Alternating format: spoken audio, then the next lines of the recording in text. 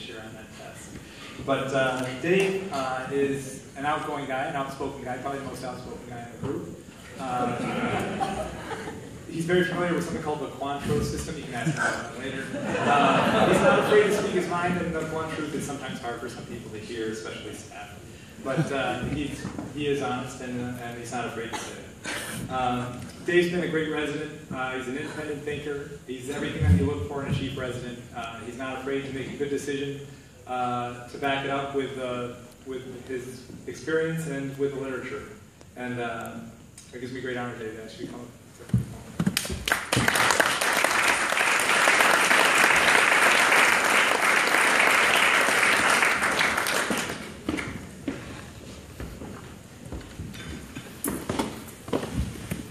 All right, here we go. A few things to preface this with first.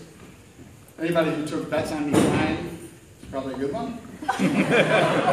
Sure you put your camera away? Dr. Santilli, I'm sorry. Second thing is, as you know, I'm fairly outspoken, and any offensive language I apologize for. Dr. Mindell, if you want to turn down your hearing aid, now's a good time. All right, so 5 minutes. Corey, where are you? You have your bag, Dr. Andrew's choke nail in that bag, and your stopwatch. If you don't mind, pull it up and let's get going. So, there are really two things that are important to me in my life and have really consumed me for the past 5 years. Those two things are family and orthopedics. So I'll start with my path to orthopedics. Sorry, Dr. Stegman, it didn't start in your office when I was a young teenager in New Jersey. You see, I got to medical school early, and from then on, I really didn't think about it, but when the time came, I worked all through college as a truck driver, a beer truck driver nonetheless, and it was the greatest job I ever had. So, there I was making about 17 bucks an hour, and that was awesome because I was 20 years old, and that was a lot of money. So I went to my parents and said, I'm not going to go to med school. I'm going to be a beer truck driver. Anybody who knows my parents, after some gentle coaxing, a few F-bombs, I started medical school. Eventually found my calling in orthopedics, and 5 years later, here I am. So let me start out and thank my orthopedic family. To all of the attendings and staff here, my sincerest thanks. I couldn't have done this without you. If I don't mention you by name, it's not because you didn't have a great effect on me, or because you haven't taught me something, or given me some invaluable lesson. So I thank you all. But I must say thank you to Dr. Bowen and Dr. Muddy for this opportunity. Maybe Dr. Richall and Dr. DeQuinn for helping push me through the admissions process, if the stories are true. You gave me the chance to become an orthopedic surgeon, and I appreciate that. To Dr. Bassam, thank you for being what I think is a good chairman so far. And as Dr. Andrews would say, you're doing pretty okay. To my co-chiefs, it's been a wild ride, but here we are, 5 years later, we all made it. Unharmed, relatively speaking. To the residents who have come before me, who have taught me really how to be a good resident. Two of whom are here, Don and Corey, and Nicola, who's not. Really, you guys set the pace for the 5 years, and I appreciate that. To the junior residents and the incoming chiefs, give them help. Be tough but fair. To the juniors, thank you guys very much. You do really make our life better, no matter what I may say. Dr. Ritters and Dr. Andrews, I thank you guys for the confidence you had in me and the confidence that you guys allowed me to build, whether you were in the OR with me or weren't in the OR, and let me learn by a little bit of trial and error. So I thank you for that, and it's paramount in helping me become the orthopedic surgeon that I am.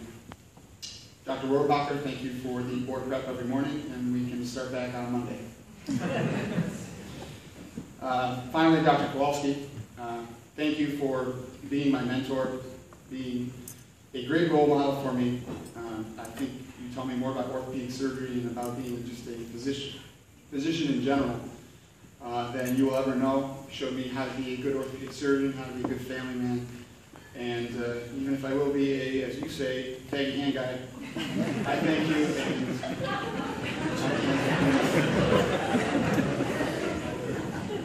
To my family, Courtney, my wonderful girlfriend, I thank you for your support. I don't know how you put up with me. Honestly, I don't. Anybody who's heard stories in the OR or around the hospital, thanks for finding my socks. Thanks for finding my graduation speech. You're welcome. I really, I don't know. Without your support, thank you and I love you. I can't imagine what I'd do without you. And no matter what Dr. McGrath says, I think you really do keep me calmer and down to earth. Thank you to her parents for being here tonight, for all of your support for me, supporting her when she wanted to kill me, for all the Sunday dinners and all the sense of normalcy, even though, yeah, it's normal. Normal to me, normal to my family. To my sister Lauren, thank you for always being a phone call away, always having my back. You've always been honest with me and someone who I looked to for advice and somebody who always I could share my ideas with and got minimal judgment and resistance. So, thank you. And I love you. Joanna, you always told me that I was a brother you never had. Well, I had one sister. Well, I have two sisters because you will always be my second sister. So thank you for your support and for being awesome. Steve, my brother, I'm sure you always thought I looked up to Jeff and wanted to be like him, but in reality it was you. You who I looked up to. I'm grateful to have you as a brother and a best friend. My brother Jeff, who could not be here today because he's on call. And I know what you guys are thinking. I didn't know plastic surgeons could call either. I don't know how to do it. But anyway, to have him as a sounding board, and I've always said it to him, you know, to be a resident, nobody understands unless you've been a resident. And having gone through it with him and having him as a sounding board, it's something that I will never forget. And in case anybody in the back of the room is wondering, junior residents, doesn't matter what hospital you're in, what specialty you're in, we all deal with the same issue. All right, here we go. Lauren will help. If everybody doesn't mind, before I start, raise a glass and a toast to my parents, my mother and my father. Happy anniversary, 36 years. Congratulations. Good.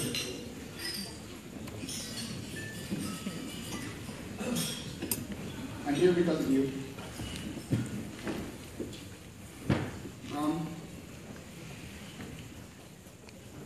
You always pushed me.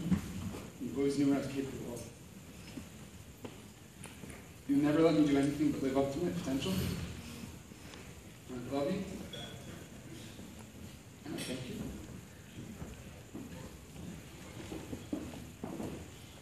Dad, finally graduation you didn't have to pay for.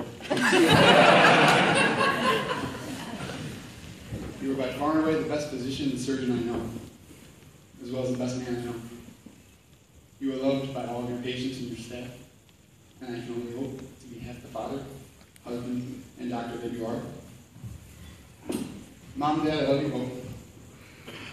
Happy anniversary. I could have never done this better.